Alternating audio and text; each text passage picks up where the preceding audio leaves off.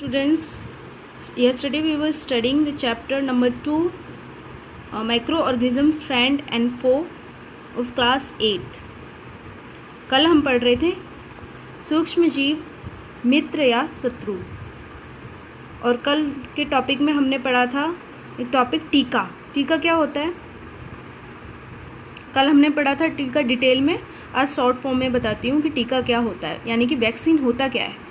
Vaccine के अंदर क्या होता है? मृत तथा निष्क्रिय सूक्ष्म जीव. ठीक है, उसके अंदर क्या होते हैं सूक्ष्म जीव? कैसे सूक्ष्म जीव पाए जाते हैं? मृत तथा निष्क्रिय, जो कि डेड हैं, इनएक्टिव हैं, जो कमज़ोर हैं, जो पहले से ही मरे हुए हैं. उनको किसके अंदर ट्रांसफ़र कराया जाता है? बॉडी के अंदर ट्रांसफ़र कराया जाता है. क्यों कराया जाता है? ये कल मैंने बताया था, ताकि हमारी बॉडी के अंदर प्रतिरक्षा तंत्र है जो हमारी रक्षा करती है बीमारियों से. ठीक है, बीमारियों से फाइट करती है, बीमारियों से लड़ के बीमारियों को भगाती है या फिर बीमारियों को मार गिराती है. वो कौन कार्य करता है? प्रतिरक्षा तंत्र करता है. लेकिन उसी प्रतिरक्षा तंत्र को याद कौन दिलाता है? वैक्सीन याद दिलाती है. कि वैक्सीन ट्रेनिंग देती है कि जब भी कोई जीवित सूक्ष्म जीव जो कि हानिकारक हो हमारी बॉडी के लिए, कोई भी बीमारी सूक्ष्म जीव द्वारा हमारी बॉडी के अंदर, हमारे शरीर के अंदर एंटर करने की कोशिश करती है, हमारे शरीर के अंदर आने की कोशिश करती है, तो उससे कैसे लड़ा जाए. ठीक है, उसे लड़ना है और उसे मार गिराना है. ठीक है, तो इससे हमारी बॉडी सुरक्षित रह पाएगी. किसकी मदद से? वैक्सीन की. ताकि फ्यूचर में अगर कोई एक बार अगर टीका लग जाता है, वैक्सीन का टीका लग जाता है, तो बीमारियां वैसे कौन कौन सी बीमारियां होती हैं इस अगर टीका ना लगे या फिर कौन कौन सी ऐसी बीमारियां होती हैं जो हमारी बॉडी के अंदर एंटर करना चाहती हैं सूक्ष्म जीव के द्वारा. हानिकारक सूक्ष्म जीव होते हैं, वो किसके अंदर होते हैं? हैजा के अंदर, क्षयरोग के अंदर, चेचक, हेपेटाइटिस ईटीसी इत्यादि. तो हैजा क्या है? कॉलेरा. क्षयरोग क्या है? टीवी के मरीजों को देखा है ना, जो खांसते रहते हैं, उनको क्या बोलते हैं? इसको टीवी हो गया है, यानी कि ट्यूबरक्लोसिस फुल फॉर्म होता है उसका, ट्यूबरक्लोसिस. उसको क्षय रोग हो गया है. तो ऐसी जो घातक बीमारियां हैं जो हमारी बॉडी को डैमेज करती हैं, उनसे बचाने के लिए अगर टीका लगाया जाए हमारी बॉडी में, टीका यानी कि क्या किया जाता है? उसे ट्रेनिंग दी जाती है. मैंने पिछली क्लास में आपको पढ़ाया था उसको, कि इससे ट्रेनिंग दी जाती है. किसको ट्रेनिंग दी जाती है? हमारी बॉडी की प्रतिरक्षा तंत्र, जो कि अलग बीमारियों से, जो विभिन्न प्रकार की बीमारियां हैं, हैजा, क्षय रोग, चेचक, हेपेटाइटिस, इनसे बचाव का कार्य करती है, इन्हें मार गिराती है. उनको मेमोराइज कराया जाता है, उनको याद दिलाया जाता है कि तुम्हें लड़ना है और इसे मार गिराना है. उसे शक्ति प्रदान की जाती है, उसे ट्रेनिंग दी जाती है. वो किसके द्वारा की जाती है? वैक्सीन के द्वारा. और ये वैक्सीन कौन लगाता है? डॉक्टर लगाता है. ऑफ कोर्स, आप बीमार पड़ते हो तो डॉक्टर के पास जाते हो. वो किस लिए लगाया जाता है? ताकि फ्यूचर में, अभी तो आप ठीक हो जाओगे, लेकिन आगे भी आपको डॉक्टर की ज़रूरत ना पड़े और आपका जो बॉडी है, आपकी जो शरीर है, वो पहले से ही इन बीमारियों से लड़ने के लिए तैयार रहे या फिर तत्पर रहे, और वह मार गिराए आसानी से, दोबारा उसको ये बीमारी ना हो. कौन कौन सी? हैजा, क्षय रोग, चेचक, हेपेटाइटिस वगैरह वगैरह, लाइक कॉमन कोल्ड. ठीक है, ये सब बीमारियां किसकी मदद से जाती हैं? वैक्सीन की मदद से. तो और वैक्सीन में कौन पाए जाते हैं? सूक्ष्म जीव पाए जाते हैं. तो हुए ना सूक्ष्म जीव हमारे दोस्त. तो हम वही देख रहे थे कि सूक्ष्म जीव हमारे मित्र हैं, लेकिन कैसे हैं? तो कैसे हैं पता चल गया? टीका में हमारी मदद करते हैं. जो टीका होता है, जो हमें बॉडी में लगता है, उसके अंदर सूक्ष्म जीव पाए जाते हैं. वो हमारे क्या होते हैं? फ्रेंड होते हैं. फ्रेंड ही हो गए ना, जब हमारा फ़ायदा हो रहा है, हमारी बॉडी डिजीज़ से लड़ने के काम आ रही है वैक्सीन की मदद से, तो फिर हमारे वो फ्रेंड हो गए ना. चलो आगे बढ़ते हैं, आगे पॉइंट. मिट्टी की उर्वरता में वृद्धि में भी किसका योगदान होता है? सूक्ष्म जीवों का योगदान होता है। ठीक है, यहाँ पे भी वो मित्रता निभाते हैं मिट्टी की उर्वरता को बढ़ा के। ठीक है, मिट्टी अगर उर्वरक होगी तो प्लांट भी अच्छा रहेगा, प्लांट भी पनप सकेगा या फिर प्लांट की ग्रोथ हो पाएगी, प्लांट के अंदर फ्रूट्स बहुत सारे लगेंगे, फल लगेंगे, सब्जियां लगेंगी, प्लांट मतलब पौधा। ठीक है, सब्जियां लगेंगी, फल लगेंगे, और वो सब्जी और फल कौन खाता है? हम खाते हैं, जिससे कि हमारी बॉडी में शक्ति आती है, विटामिन मिलती है, मिनरल्स मिलते हैं, प्रोटीन मिलते हैं। वो सब किसकी मदद से मिलते हैं? पौधों की मदद से मिलते हैं। ठीक है, लेकिन मिट्टी की उर्वरता कैसे होती है ये ज़रूरी है। ठीक है, क्योंकि मिट्टी के अंदर सूक्ष्मजीव पाए जाते हैं, ऐसे सूक्ष्मजीव पाए जाते हैं जो क्या करते हैं? मिट्टी की उर्वरता को बढ़ाते हैं। अगर मिट्टी की उर्वरता बढ़ गई तो पौधे की ग्रोथ भी होगी। ठीक है, पौधा अच्छे से पनप सकेगा और पौधे से क्या फल अच्छे से लगेंगे, फल, सब्जी, ये सब लग पाएगी और हम उसे ग्रहण कर पाएंगे। ओके, तो कैसे मदद करते हैं वो देखते हैं। क्या पौधा है, हमारे एटमॉस्फेयर, हमारे जो वातावरण है, आसपास का वातावरण है, उसमें क्या है? नाइट्रोजन प्रेजेंट है। क्या है? नाइट्रोजन प्रेजेंट है। पौधा चाहे तो डायरेक्ट नाइट्रोजन ले सकता है हमारे अपनी बॉडी में, क्योंकि पौधा को खाना बनाने के लिए क्या चाहिए होता है? नाइट्रोजन चाहिए होता है। ठीक है, और नाइट्रोजन तो चाहिए होता है, लेकिन नाइट्रोजन चाहिए होता है, मिनरल्स चाहिए होते हैं, वाटर चाहिए होता है। वो सब तो हमें पता है कहाँ से मिलता है? थ्रू रूट्स, पौधे की जड़ों में। पौधे की जड़ों में हम सिंचाई करते हैं, तो उसमें क्या करते हैं? पानी की सिंचाई करते हैं, तो उधर सबसे पहले कहाँ पे डालते हैं? पत्ते के ऊपर तो नहीं डालते ना, सीधा सोचते हैं कि जड़ में अच्छे से लगे पानी, पौधे के जड़ में जा सके ताकि पौधे को पानी मिल सके। तो जड़ के थ्रू पौधे को पानी, पौधे के जो पत्ते होते हैं जहाँ पे खाना बनाता है पौधा, जिससे कि फल लगते हैं खाना बना के, तो वो सारा खाना बनाता है। तो किसकी मदद से बनाता है? सिर्फ वाटर मिनरल्स की मदद से नहीं, नाइट्रोजन भी चाहिए होता है उसे। ठीक है, उसकी मदद से भी खाना बनाता है। अब सभी बच्चों को पता है कि नाइट्रोजन हमारे वातावरण में पाया जाता है। 78% हमारे वातावरण में पाया जाता है नाइट्रोजन। तो डायरेक्ट क्यों नहीं ले लेता पौधा? डायरेक्ट नहीं लेगा। क्यों नहीं लेगा? क्योंकि नाइट्रोजन एक उसके लिए हार्ड सब्सटेंस है, एक ठोस पदार्थ है जो वो है डाइजेस्ट नहीं कर पाता। डाइजेस्ट यानी कि खा नहीं पाता या फिर पचा नहीं पाता। उसे क्या चाहिए? नाइट्रोजन चाहिए तो, लेकिन सरल पदार्थ के रूप में चाहिए। नाइट्रोजन का सरल पदार्थ से मतलब है नाइट्रेट्स की फॉर्म में चाहिए। किसकी फॉर्म में चाहिए? नाइट्रेट्स की फॉर्म में। ठीक है, इसीलिए पौधा डायरेक्ट नाइट्रोजन एटमॉस्फेयर से नहीं ले पाता। उसको कहाँ से मिलेगा नाइट्रोजन? मिट्टी से। और मिट्टी की उर्वरकता में वृद्धि कैसे होती है? आइए देखते हैं। वो डायरेक्ट नहीं ले पाता, और ये नाइट्रोजन को नाइट्रेट्स में बदलने का कार्य कौन करता है? किसकी भूमिका होती है? अहम भूमिका, इम्पोर्टेंट रोल कौन प्ले करता है? बैक्टीरिया करता है। Okay, you got it? ठीक है, तो जब नाइट्रेट्स हम बोलेंगे जहाँ पे भी मिट्टी, वही उर्वरक कहलाएगी। वही मिट्टी को फर्टाइल बोलेंगे कि ये मिट्टी फर्टाइल है। वो कब बोलेंगे? जब उसमें नाइट्रेट्स होगी बहुत ज़्यादा, क्योंकि पौधे को नाइट्रेट्स चाहिए। ठीक है, पौधे को क्या चाहिए? नाइट्रेट्स चाहिए। जहाँ पे भी नाइट्रेट्स ज़्यादा हुई वही मिट्टी उर्वरक कहलाएगी। और वो नाइट्रेट्स का कार्य कौन करता है? बैक्टीरिया करता है। बैक्टीरिया यानी जीवाणु। जीवाणु क्या है? सूक्ष्म जीव। तो सूक्ष्म जीव हुआ ना हमारा मित्र।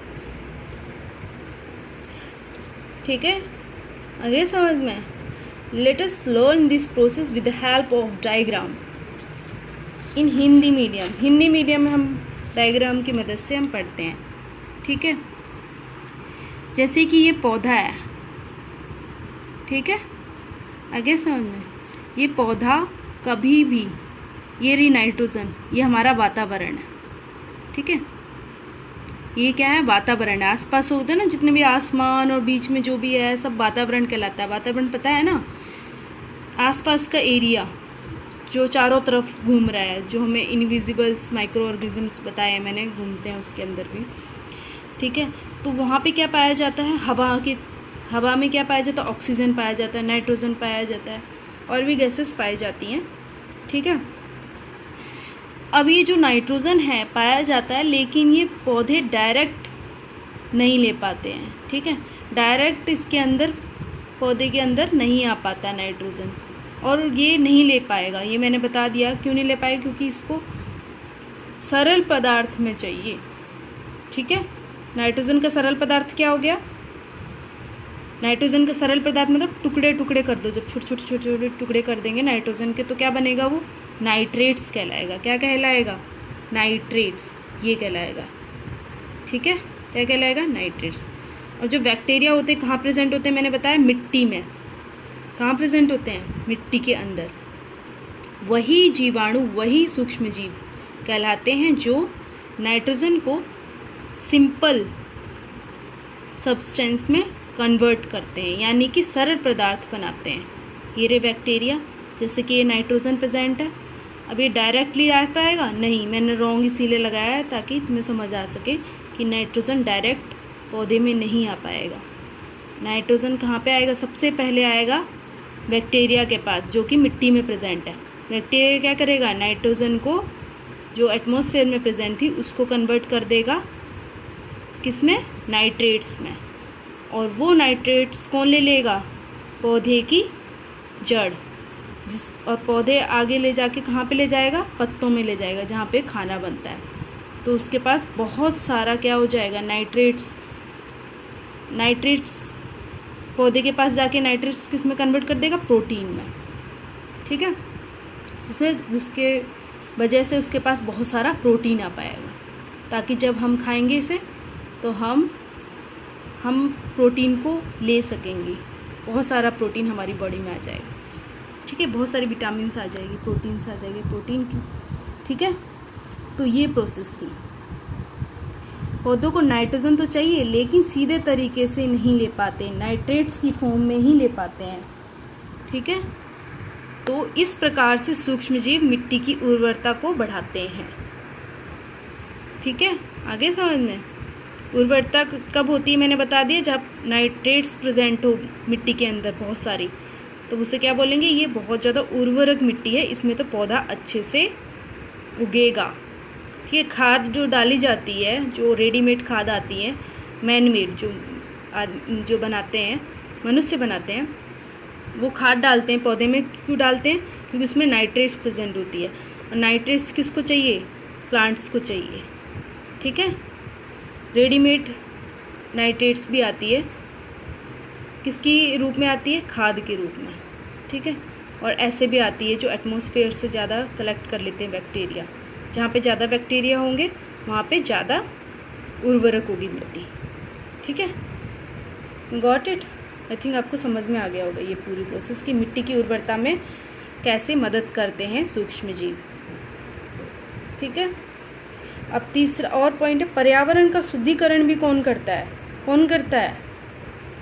सूक्ष्मजीव, जीवाणु, वो मदद करते हैं शुद्धिकरण। शुद्धिकरण कैसे करते हैं वो हम देखते हैं आगे। हमने हमेशा देखा होगा, हम सभी अक्सर मृत जीवों को सड़ते हुए पादपों एवं जंतुओं को देखते रहते हैं, ठीक है। आसपास तुमने देखा होगा प्लांट्स, मरे हुए पौधे, मरे हुए जीव जंतु, ठीक है। ये देखे होंगे, मर जाते हैं तो वो क्या करते हैं? मिट्टी के ऊपर ही रह जाते हैं, ठीक है। जैसे कि मेढक मर गया, ठीक है, कोई पौधा सड़ गया, ठीक है। या फिर ये भी तुमने देखा हो, खाद के रूप में प्रयोग किया जाता है। किसका प्रयोग किया जाता है? गोबर का उपयोग किया जाता है, ठीक है। कभी भी गोबर आपने देखा होगा, गोबर को ले जाते हैं, जो रोड पे पड़ी होती है, अगर गाय ने गोबर कर दिया तो उसे कहाँ ले जाएंगे? वहाँ पे खेत में ले जाएंगे जहाँ पे पौधे उग रहे होंगे, वहाँ पे बहुत सारी गोबर डाल देंगे, ठीक है। सब्जियाँ होती, सड़ी गली सब्जियाँ, उनको भी फेंक दिया जाता है। कहाँ पे फेंक दिया जाता है? खेतों में फेंक दिया जाता है, जहाँ पे पौधे लगे हों, ताकि वह किसका काम करेगा, किसका काम करेगा बताओ? वह काम करेगा उर्वरक का काम करेगा। ठीक है, उर्वरक पता चल गया, मिट्टी वही उर्वरक कहलाती है जिसमें नाइट्रेट्स की मात्रा हो। किसकी मात्रा हो? नाइट्रेट्स की मात्रा हो। उस मिट्टी को क्या बोलते हैं? ये मिट्टी बहुत ज़्यादा उर्वरक है और उसी मिट्टी में पौधा अच्छे से लग पाएगा। ठीक है, आगे समझ में।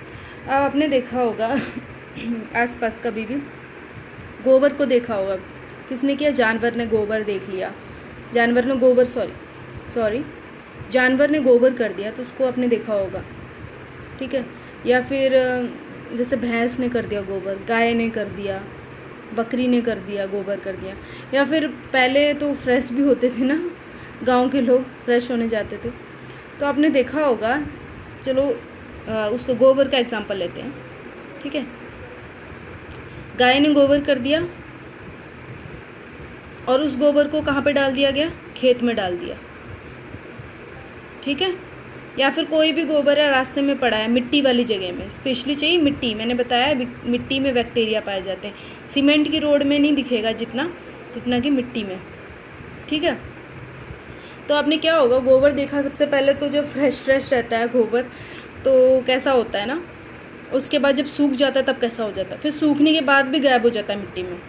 तो वो गोबर गया तो गया कहाँ, और स्मेल बहुत ज़्यादा फैलाता है। तो इससे क्या प्रदूषित होता है? वातावरण प्रदूषित हो गया ना, जहाँ पे बदबू आएगी, मरे हुए पौधे, मरे हुए जानवर, तो वहाँ से बदबू आएगी बहुत सारी। इससे पोल्यूशन फैलेगा, इससे प्रदूषण फैलेगा बहुत ज़्यादा, इससे बीमारियाँ होंगी। तो उस बीमारियों को रोकने के लिए बैक्टीरिया काम आते हैं, यानी कि सूक्ष्म जीव काम आते हैं। वो कैसे काम आते हैं कि कोई भी गोबर है, आपने थोड़ी देर के लिए, थोड़े दिनों बाद देखोगे गोबर, अगर किसी ने गाय ने कर दिया गोबर मिट्टी के ऊपर, कुछ दिनों बाद देखोगे गोबर इतना हो जाएगा, बिल्कुल हल्का हल्का। धीरे धीरे देखोगे, फिर दूसरे दिन देखोगे, तीसरे दिन देखने जाओगे तो देखोगे गोबर गायब हो जाता होगा। आपने नोटिस किया होगा, तो याद करना कि ऐसा ही होता है। तो वो गोबर गया कहाँ? फिर कहाँ गोबर पहले सूखता है फिर गायब हो जाता है, कहाँ गया? उसको मिट्टी के अंदर जो जीवाणु थे उन्होंने खींच लिया, उन्होंने खा लिया, या फिर उनका उपयोग देखो क्या किया उन्होंने, जीवाणु ने। मिट्टी के अंदर वाली प्रोसेस देखते हैं। जैसे ये जीवाणु है, उसने गोबर को खींचा, ठीक है, गोबर को ले लिया, लेने के बाद क्या किया, उस गोबर को नाइट्रेट्स में कन्वर्ट कर दिया। किस में? नाइट्रेट्स में। क्योंकि जानवर ने क्या खाया था? प्लांट खाया था, और प्लांट के अंदर प्रोटीन किससे आया? नाइट्रेट से आया। तो इनडायरेक्टली क्या हुआ? वो नाइट्रेट्स हुआ। तो नाइट्रेट्स अगर इंसान कोई खाएगा, कोई भी जानवर खाएगा, अगर वो फ्रेश होगा, तो जैसे गाय ने खाया उसे, तो वो गोबर के अंदर नाइट्रेट्स भी तो पाया जाएगा ना, जो खाएगा वही निकालेगा, होता है ना।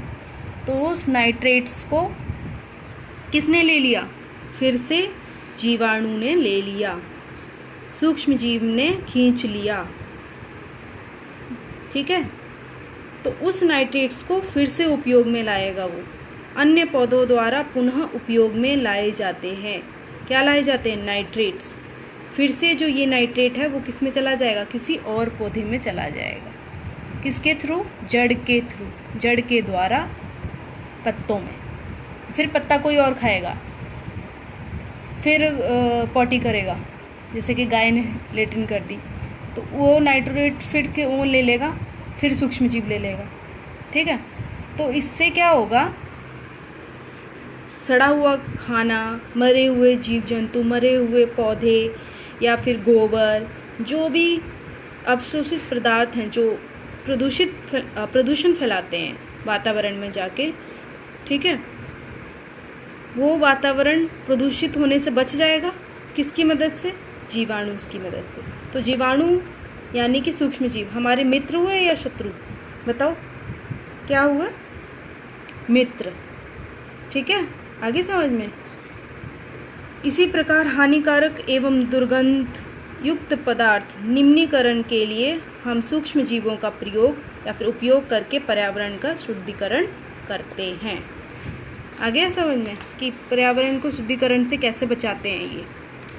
ये क्वेश्चन आ सकता है एग्ज़ाम में, क्योंकि ये इम्पोर्टेंट है कि हम जो सूक्ष्म जीव हैं वो शुद्धिकरण करने में, पर्यावरण को शुद्धिकरण करने में कौन सी भूमिका और या फिर क्या भूमिका निभाते हैं।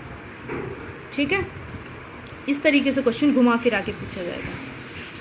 अगर अभी नहीं पूछा जाएगा तो आगे इन फ्यूचर आपको कॉम्पिटिटिव एग्ज़ाम्स होते हैं ना, उसमें पूछा जा सकता है। ये इसलिए कोई भी चीज़ है उसको रटना नहीं है, अच्छे से समझो, थ्रू डायग्राम समझो, और अगर नहीं समझ में आता है तो मुझसे पूछना।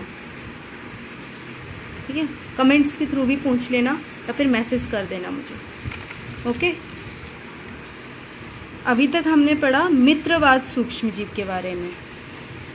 सूक्ष्मजीव मित्रता कैसे निभाते हैं, और कुछ सूक्ष्मजीव ऐसे होते हैं जो हानिकारक होते हैं, जो शत्रुता निभाते हैं। वो कौन कौन से सूक्ष्मजीव होते हैं वो पढ़ते हैं। जैसे हानिकारक सूक्ष्मजीव, हानिकारक सूक्ष्मजीव कौन कौन से होते हैं और वो शत्रुता कैसे निभाते हैं। उनकी मित्रता देख ली, अब शत्रुता देखते हैं। ठीक है, सूक्ष्मजीव मनुष्यों, जंतुओं एवं पौधों में रोग उत्पन्न करते हैं। जो हानिकारक सूक्ष्मजीव होते हैं वो क्या उत्पन्न करते हैं, मनुष्यों में, ह्यूमन बीइंग में, एनिमल्स में, प्लांट्स में, उन सब में क्या उत्पन्न करते हैं, रोग, यानी कि बीमारी, डिजीजेस उत्पन्न करते हैं। तो ऐसे सूक्ष्मजीव को क्या बोलते हैं, हानिकारक सूक्ष्मजीव, या फिर क्या बोलते हैं, रोगाणु। हिंदी में बोलते हैं रोगाणु या रोगजनक, और इन इंग्लिश बोलते हैं, इन इंग्लिश वी से इट वायरस, एज वायरस। इसे किससे बोला जाता है, इसे इंग्लिश में क्या बोला जाता है, वायरस बोला जाता है, और हिंदी में क्या बोला जाता है, रोगाणु। ऐसे हानिकारक सूक्ष्मजीव जो मनुष्यों, जंतुओं एवं पौधों में रोग उत्पन्न करते हों, ऐसे सूक्ष्मजीवों को रोगाणु या फिर रोगजनक कहा जाता है, या फिर वायरस कहा जाता है इंग्लिश में। ठीक है, अब वायरस किसके थ्रू हमारी बॉडी में आता है। ठीक है, virus transfer to our body through breath, drinking water, food। जो रोगाणु है, रोगजनक है, हमारी बॉडी के अंदर घुसता कैसे है, किनके द्वारा घुसता है हमारी बॉडी में, हमारे शरीर में किनके द्वारा घुसता है, श्वास के द्वारा, पेयजल के द्वारा, या फिर भोजन के द्वारा, या फिर कोई भी मनुष्य दूसरे मनुष्य के कांटेक्ट में आता है। कांटेक्ट में यानी कि आमने सामने आता है। ठीक है, एक आदमी से दूसरे आदमी के थ्रू भी, एक आदमी से दूसरे आदमी के पास भी वो बीमारी जा सकती है। ठीक है, जब वो फिजिकल कांटेक्ट में आता है, शारीरिक संबंध में आता है, तभी भी ये बीमारी जा सकती है। तो diseases of microorganisms transfers from one infected person to another person। जो स्वस्थ व्यक्ति है उसके थ्रू दूसरे व्यक्ति में नहीं जाएगी ये बीमारी, ये वायरस नहीं जाएगा, ये रोगाणु नहीं जाएगा। ठीक है, ये जाएगा तभी जब एक आदमी या फिर एक व्यक्ति इन्फेक्टेड हो, या फिर उसे वह बीमारी लगी हो, तो वह दूसरी आदमी में जा सकती है। किसके थ्रू जा सकती है, सांस के थ्रू। जैसे कि बात करते हैं तो हम हमेशा सांस लेते रहते हैं, तो हम सांस लेते हैं तो हमारी नाक के थ्रू सांस निकला, तो सांस निकलेगा, एक बात करते टाइम पे भी निकलता है सांस। ठीक है, हवा निकलती है, मुंह से भी निकलती है श्वास, तो वो दूसरे व्यक्ति के अंदर चला जाएगा। तो उस श्वास के अंदर क्या होगा, वायरस होगा। अगर वह इन्फेक्टेड है या फिर वह उस बीमारी से ग्रसित है तो वो दूसरे व्यक्ति के अंदर चला जाएगा। ठीक है, या फिर किसके थ्रू जाएगा, जूठा पानी, पेयजल, जैसे पानी पी लिया, एक रोगी आदमी ने पानी पिया, फिर उसके बाद एक स्वस्थ आदमी ने उसी पानी को पी लिया, उसी जूठे पानी को पी लिया, तो उसके द्वारा भी वह बीमारी जो रोगी आदमी को थी वो स्वस्थ आदमी के अंदर चली जाएगी। ठीक है, कौन सी बीमारी जाएगी, वह जाएगी रोगाणु या रोगजनक, जो वायरस होते हैं, सूक्ष्मजीव होते हैं, उनके द्वारा।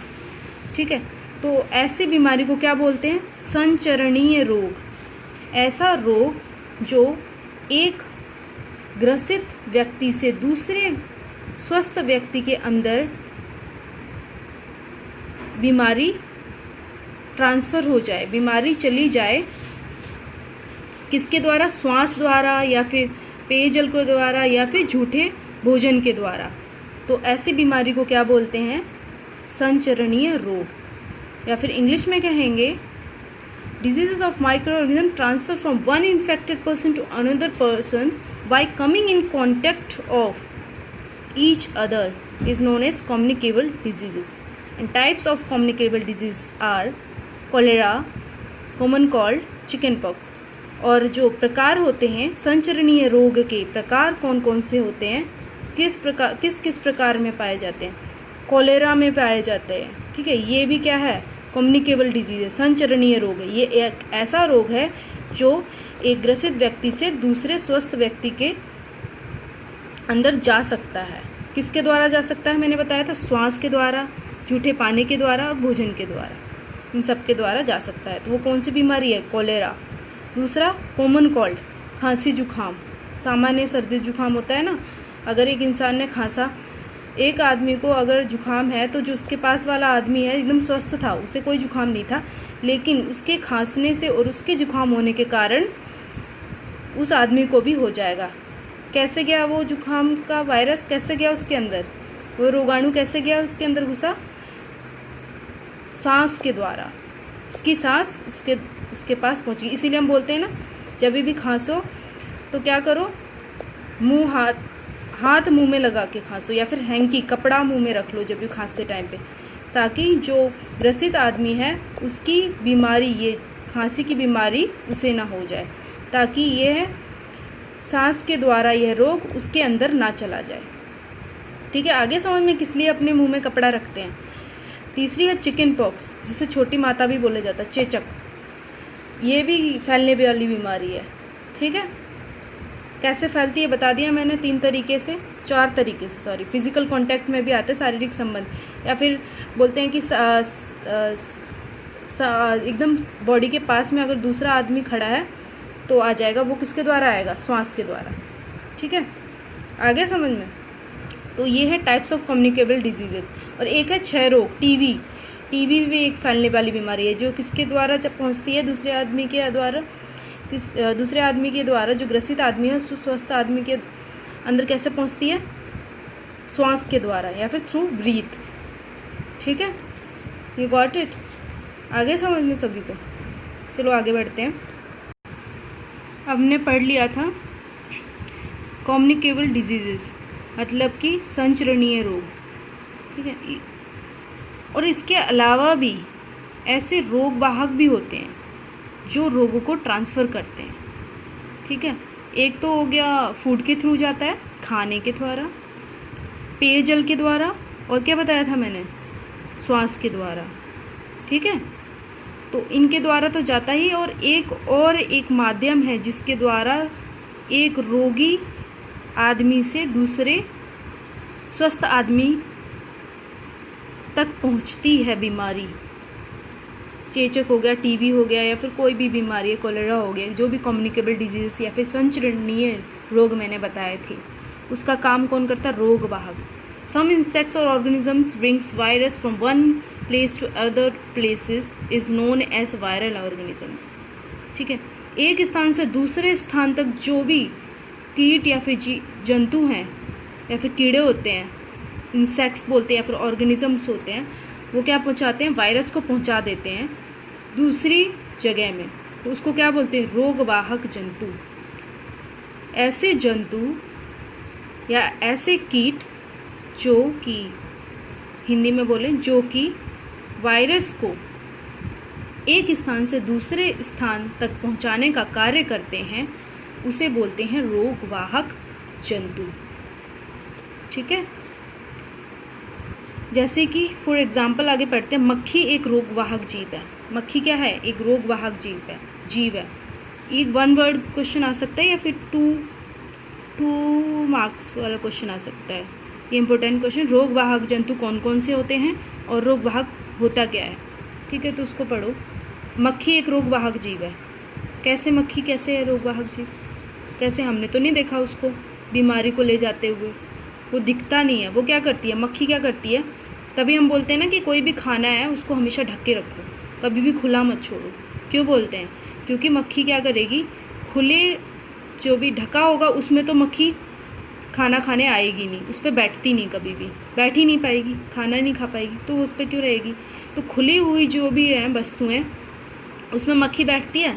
मक्खी ने खाया, मक्खी ने किसको खाया, उस खाने को खाया जो कि एक ग्रसित आदमी ने खा रखा था, बीमारी से ग्रसित, जिसको टीवी था, उसने उस खाने को खा रखा था। फिर मक्खी जी आई, मक्खी बैठी उनके ऊपर, मक्खी ने खाया, और मक्खी क्या कर गई, वही जूठे जूठे मुंह लेके जिसमें वो खाना लगा हुआ था, उस टीवी वाली मरीज से मक्खी को वो बीमारी गई। तो मक्खी गई उसी खाने को लेके दूसरे के खाने में रख दिया जाके, दूसरे खाना जहाँ पे खुला हुआ मिल गया, वो स्वस्थ आदमी का खाना था, उसमें जाके बैठ गई हैं, और उसका खाना जो जूठा खाना था वो इसमें डाल दिया आके।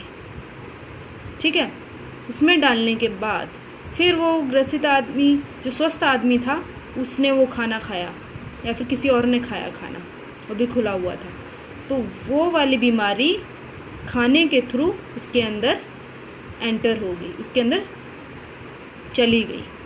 ठीक है, आगे समझ में। तो ऐसे कार्य करती है मक्खी, एक रोगवाहक जीव है, और रोगवाहक का काम वो है कैसे करती है, पता चल गया। तो आज से कभी भी खाना खुला मत छोड़ना, ओके, क्योंकि जिस टीबी वाले मरीज़ से क्या पता आपको टीबी हो जाए।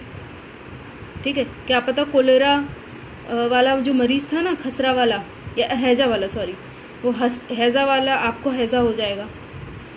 क्यों हो जाएगा बता दिया मैंने। फिर दूसरा है मादा एनोफ्लीज, मच्छर का नाम है मादा एनोफ्लीज। मादा क्या होता है, मादा मतलब लेडीज़ वाली, नर क्या होता है, जो जेंट्स वाला। तो मच्छर में भी लेडीज़ और जेंट्स होते हैं। ठीक है, तो मच्छर होती है लेडीज़ की, वो क्या नाम होता है उसका, एनाफ्लीज मच्छर होता है। ठीक है, उस लेडी का नाम क्या होता है, एनाफ्लीज। वो क्या करता है, प्लाज्मोडियम जो होता है ना, प्लाज्मोडियम जो मलेरिया रोग उत्पन्न करता है, उसका वाहक होता है। प्लाज्मोडियम एक वायरस है, उसका वाहक करता है।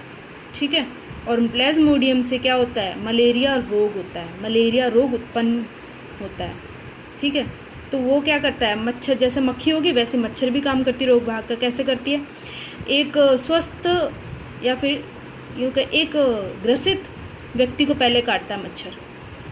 ठीक है, उसका खून चूसा, फिर क्या गया, फिर कहाँ गया, एक स्वस्थ व्यक्ति के पास गया खून चूसने के लिए, तो उसके मुंह में जो खून था वो उसके अंदर गया, जो स्वस्थ व्यक्ति था उसके अंदर चला जाएगा। अब क्या होगा, जो प्लाज्मोडियम है उसके अंदर आ गया, किसके अंदर आ गया, स्वस्थ व्यक्ति के अंदर, तो स्वस्थ व्यक्ति को क्या हो गया, मलेरिया हो गया। ठीक है, या फिर यूँ कहें कि मादा इस मच्छर के अंदर ना बिना पहले से ही क्या होता है, प्लाज्मोडियम होता है, वो क्या करता है, खून चूसते टाइम पे वो प्लाज्मोडियम होता है वो छोड़ देता है। जैसे जब किसी आदमी को काटने जाता है तो उसके अंदर का जो प्लाज्मोडियम होता है, एक वायरस है, एक रोग है जो उसे उसकी बॉडी में छोड़ देता है। कब, खून चूसते टाइम पे, उसका खून लेते टाइम पे। तो जो प्लाज्मोडियम है वो क्या करता है, मलेरिया रोग उत्पन्न करता है। ठीक है, वैसे ही एक मादा, एक लेडीज़ मच्छर है, वो डेंगू के वायरस को ट्रांसफ़र करती है। ठीक है, तो दोनों लेडीज़ मच्छर होती हैं। जेंट्स मच्छर कोई भी ना ही मलेरिया फैलाता है ना ही डेंगू फैलाता है। ठीक है, तो कौन से मच्छर के काटने से डेंगू होता है, ये क्वेश्चन आ सकता है। कौन से मच्छर के काटने से मलेरिया होता है, आगे समझ में। ठीक है, तो कल हम पढ़ेंगे मनुष्यों में सूक्ष्म जीवों द्वारा होने वाले रोग। तो आज हमने रोगवाहक पढ़ लिया। ठीक है, शत्रुता निभाता है रोगवाहक के माध्यम से। ठीक है, माइक्रो ऑर्गेनिजम्स होते हैं कोई जो रोगवाहक का भी कार्य करते हैं, आगे समझ में। तो ये कोई भी डाउट हो इस चैप्टर से रिलेटेड, ये इंपॉर्टेंट क्वेश्चन है, 1 मार्क्स क्वेश्चन आ जाता है कि कौन से मच्छर के काटने से मलेरिया होता है और कौन से मच्छर काटने से, मच्छर का नाम बताओ जिससे डेंगू होता है, नर होता है या फिर मादा होती है। तो इस क्वेश्चन को नोट डाउन करना अच्छे से अपनी कॉपी में। ठीक है, ओके स्टूडेंट्स। Thank you. और कोई भी डाउट हो, वो मुझसे, मैं बार बार बोल रही हूँ, कोई भी डाउट हो अपने कमेंट्स के थ्रू मुझे पूछना और मैं आपको बता दूँगी, ठीक है, या फिर मुझे मैसेज कर देना ग्रुप में। Okay student.